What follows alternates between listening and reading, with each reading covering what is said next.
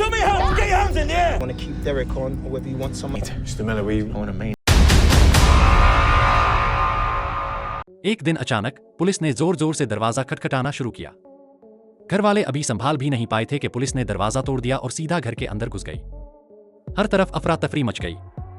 घर वाले हैरान परेशान हो गए, समझ ही नहीं पाए कि आखिर हो क्या रहा है। पुलिस ने उन्हें सिलेंडर कर लिया। घर वाले घबराकर पुलिस से पूछने लगे, आप लोगों को कोई गलतफहमी हो गई है क्या? मगर पुलिस किसी बात की परवाह किए बगैर सीधा एक कमरे की तरफ गई। ये वो कमरा था जहां एक 13 साल का लड़का रहता था। पुलिस को उसे गिरफ्तार करने का हुक्म मिल चुका था। जब वो कमरे में दाखिल हुए तो उसकी बहन ने सब कुछ देखा और वो भी बहुत परेशान हो गई। एक पुलिस ऑफिसर ने कहा, हमारे पास तुम्हारे बेटे को गिरफ्तार करने का सर्च वारंट है। तुम्हारा बेटा कहाँ है? बाप ने जवाब दिया, वो अपने कमरे में है। ऑफिसर ने फौरन उस कमरे का रुख किया और घर वालों से कहा, ज्यादा बात ना करो, चुप रहो। जब ऑफिसर कमरे में गया तो उसने 13 साल के उस लड़के से कहा, हमें तुम पर शक है कि तुमने किसी का कत्ल किया है। ये सुनकर वो बच्चा घबरा गया और अपने वालिद को पुकारने लगा। ऑफिसर ने उससे कहा, खड़ा हो जाओ। जब वो बच्चा खड़ा हुआ तो सबने देखा कि उसका ट्राउजर यूरिन से गीला था। ऑफिसर ने देखा और उससे कहा, चलो कपड़े बदल लो। इसी दरमियान एक फीमेल पुलिस ऑफिसर उनके रूम की तलाशी लेने लगी।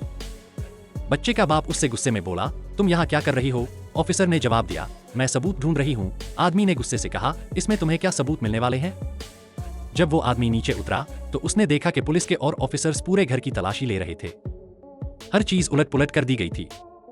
वो आदमी चीख कर बोला, तुम लोग मेरे घर के साथ ये सब क्या कर रहे हो? बाहर माँ भी पुलिस ऑफिसर से बहस कर रही थी। वो कह रही थी, मेरा बेटा मासूम है, उसने ऐसा कुछ नहीं किया। मगर ऑफिसर ने कहा, हमारे पास वारंट है, हम सिर्फ कुछ तहकीकात कर रहे हैं, इसलिए हमें उसको अपने साथ ले जाना होगा। बाप बार बार कह रहा था, वो सिर्फ 13 साल का है, उसने किसी को नहीं मारा होगा, वो बच्चा है, वो ऐसे काम नहीं कर सकता। लेकिन पुलिस अपने इरादे पर कायम रही। बाप ने अपने बेटे को तसल्ली दी, हम भी तुम्हारे पीछे आ रहे हैं, तुम घबराना मत। बच्चा रो रहा था मगर उसे चुप करा दिया गया। आखिर में पुलिस ऑफिसर ने उस बच्चे को ले जाकर अपनी वैन में बिठाया और उसे ले गए तहकीकात के लिए। जब बच्चा पुलिस स्टेशन पहुंचता है तो ऑफिसर उसे देखकर एक नरम लहजे में कुछ सवालात करता है। ऑफिसर उसे प्यार से कहता है, तुम बिल्कुल ठीक हो? मेरा मतलब है, क्या तुम किसी किस्म की कोई दवाइयां ले रहे हो? बच्चा धीरे से सर हिलाकर कहता है, नहीं। फिर ऑफिसर थोड़ा और आगे बढ़ता है और पूछता है, क्या तुम्हें किसी तरह की कोई बीमारी तो नहीं है, जैसे अस्थमा या कोई एलर्जी वगैरह? बच्चा फिर से कहता है, नहीं, ऐसा कुछ भी नहीं है।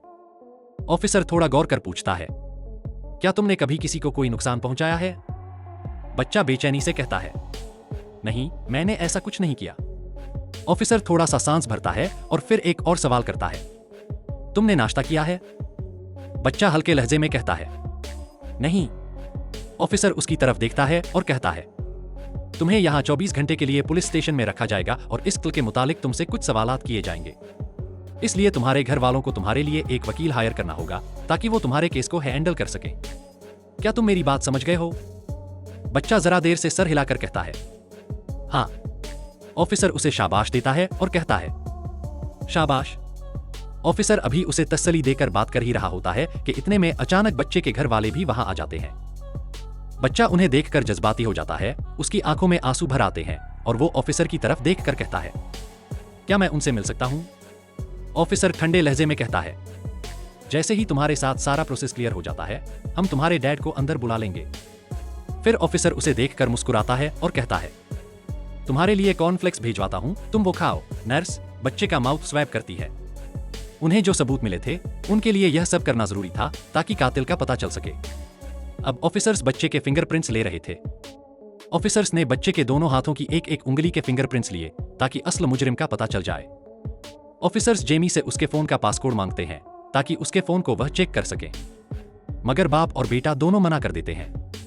उसके बाद नर्स बच्चे को बेड पर लिटाने का कहती है ताकि जेमी के ब्लड सैंपल्स लिए जा सके, मगर जेमी कहता है, मुझे नीडल्स बिल्कुल भी पसंद नहीं है। ऑफिसर कहता है, अगर तुम इनकार करोगे तो फिर मुश्किल हो जाएगा तुम्हारे केस को सॉल्व करना। बाप बच्चे को मनाता है और नर्स भी बड़ा आराम से जेमी के साथ सुलूक करती है और जेमी ब्लड सैंपल देने के लिए मान जाता है। जेमी को काफी दर्द महसूस होता है मगर वह ब्लड सैंपल दे देता है। पुलिस जेम को एक तस्वीर दिखाती है जो उन्होंने सीसीटीवी फुटेज से हासिल की होती है। ऑफिसर पूछता है, क्या ये तुम्हारे हैं? जेम कुछ देर तस्वीर को घूर कर देखता है और कहता है, मुझे इसको पहचानने में मुश्किल हो रही है। ऑफिसर दोबारा पूछता है, क्या तुम्हारे पास नाइकी के शूज हैं? जेम जवाब देता है, हाँ। ऑफिसर कहता है, आखिरी दफा तुमने कब पहने थे? जेम थोड़ा सोचता है और कहता है, मुझे याद नहीं है। फिर ऑफिसर जेम से पूछता है, क्या तुम केटी लियोनार्ड को जानते हो? और साथ ही उसकी तस्वीर जेम को दिखाता है। ऑफिसर पूछती है, ये तुम्हारे साथ कौन सी क्लासेस लेती थी? जेम जवाब देता है, इंग्लिश क्लासेस लेती थी। ऑफिसर पूछती है, क्या तुम दोनों आपस में अच्छे दोस्त थे? जेम कुछ सोचकर कहता है, मैं नहीं जानता हूं। ऑफिसर कहती है, वो अक्सर तुम्हारी इंस्टाग्राम पोस्ट्स पर लाइक्स और कमेंट्स करती थी और इससे यह साबित होता है कि तुम दोनों के बीच में दोस्ती थी। फिर ऑफिसर कहता है, तुम दोनों के दरमियान कुछ न कुछ तो कनेक्शन है ना? जेम थोड़ा घबराता है और कहता है, क्या इसका क्लू हुआ है? इतने में ऑफिसर फौरन बोलता है, तुमने ये क्यों पूछा है? जेम कहता है, क्या यही है? ऑफिसर कहता है, हाँ यही है। ऑफिसर फिर कहता है, इससे यह बात साबित होती है कि तुम्हारा कुछ न कुछ ताल्लुक जरूर है इस क्लू से। ऑफिसर कहती है, चलो मुझे तुम अपनी और केटी की दोस्ती के बारे में बताओ। जेम ठंडा सा जवाब देता है, मैं इस पर कोई बात नहीं करना चाहता हूं। ऑफिसर फिर कहती है, तुम और दोस्तों के बारे में बात करना पसंद करोगे मगर इसके बारे में क्यों नहीं? जेम कहता है, हम सिर्फ स्कूल की हद तक दोस्त हैं, उससे बाहर नहीं। ऑफिसर पूछती है, क्या तुम केटी को पसंद करते थे? जेम कहता है, नहीं।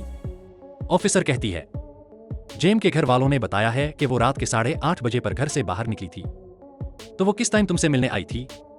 जेम कहता है, मैंने आपको बताया है कि हम सिर्फ क्लासमेट्स थे। ऑफिसर कहता है, उसकी लाश हमें 10:30 पर क्राउदर्स पार्क में मिली थी और रिपोर्ट के मुताबिक उसकी ब्लीडिंग उस वक्त भी चल रही थी। इसका मतलब है कि आधा घंटा पहले ही उसकी मौत हुई थी। तो तुम उस वक्त कहां थे?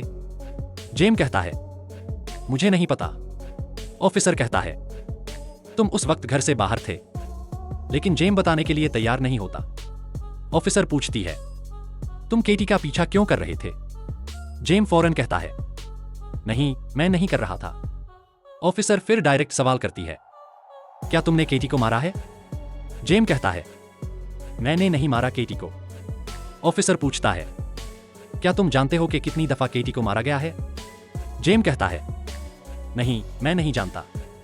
ऑफिसर बताता है, 7 मर्तबा केटी को मारा गया है। उसके पूरे जिस्म पर मारा गया है। फिर ऑफिसर जेम के चेहरे की तरफ देखता है और कहता है, क्या यह बात तुम्हें अपसेट कर रही है? और फिर खुद ही जवाब देता है, हाँ, वो एक जवान लड़की थी। जाहिर है पुलिस रात की जेम और केटी की कुछ सीसीटीवी इमेजेस उसको दिखाने लगती है, जिसमें यह बात मुकम्मल तौर पर साबित होती है कि जेम और केटी रात को मिले थे। जेम की कंप्लीट ड्रेसिंग से यह बात बिल्कुल साबित हो गई थी। उसके बाद एक एक करके ऑफिसर सारी इमेजेस दिखाता है, जिसमें यह बात भी साबित हो जाती है कि जेम्स केटी का पीछा कर रहा था। ऑफिसर पूछता है, तुम क्यों केटी का पीछा कर रहे थे? जेम बात मानने के लिए तैयार नहीं होता, मगर ऑफिसर उसको यह बात साबित कर देता है, जहां से केटी गुजरी थी तुम भी उसी जगह से गुजरे, और जहां वो रुकी तुम भी बाद में उसी जगह वापस क्यों पहुंचे थे? इसीलिए मैं तुमसे बार बार पूछ रहा हूं, तुम क्यों उसका पीछा कर रहे थे? ऑफिसर कहता है, क्या तुम दोनों के दरमियान कोई लड़ाई हुई थी? जेम कहता है, ये मैं हूं ही नहीं। मगर फिर जेम कहता है, मैंने कुछ गलत नहीं किया है ऑफिसर। ऑफिसर जेम को एक वीडियो दिखाता है, जिसमें जेम और केटी की लड़ाई होती है और केटी का कत्ल होता है। वीडियो में भी ये चीज साबित होती है। जब केटी ने जेम को धक्का दिया तो जेम ने गुस्से में आकर केटी को जोर जोर से मार डाला और केटी वहां पर मर गई।